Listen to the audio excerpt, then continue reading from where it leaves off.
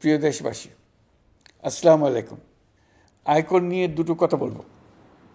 আপনাদের দেয়া করই দেশের অর্থনীতির মূল চালিকা শক্তি, অথচ সরকারের কাছে করের টাকা জমা দিতেই পোহাতে হয় নানা ঝামেলা।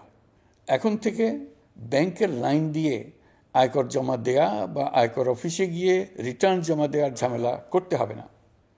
আপনি ঘরে বসেই আয়কর জমা দিয়ে রিটার্ন দাখিল করবেন, এই ব্যবস্থা নেওয়া হয়েছে। ঢাকা, নারায়ণগঞ্জ ও গাজীপুর শহরের সকল সরকারি কর্মকর্তা কর্মচারী ও সকল তফসিলি ব্যাংক, মোবাইল ফোন অপারেটর এবং বেশ কিছু বহুজাতিক কোম্পানির কর্মকর্তা কর্মচারীদের জন্য এইভাবে আয়কর রিটার্ন দেওয়া এখন থেকে বাধ্যতামূলক করা হয়েছে। আবার বলছি, বাধ্যতামূলক করা হয়েছে। দেশের বাকি সবাইকে অনলাইনে রিটার্ন ও আয়কর জমা দেওয়ার জন্য উৎসাহিত করা হচ্ছে।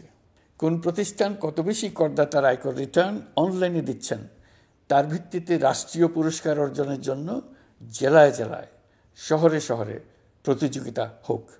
আপনার আত্মীয় স্বজন, প্রতিবেশী, বন্ধুবান্ধবকে শিখিয়ে দিন কিভাবে ঘরে বসে অনলাইনে রিটার্ন আয়কর জমা দিতে হয়। তরুণ তরুণীদের অনুরোধ করছি এই ব্যাপারে করদাতাদের সাহায্য করার জন্য। ভবিষ্যতে উদ্যোক্তা হবার প্রস্তুতি এখান থেকেই শুরু হতে পারে।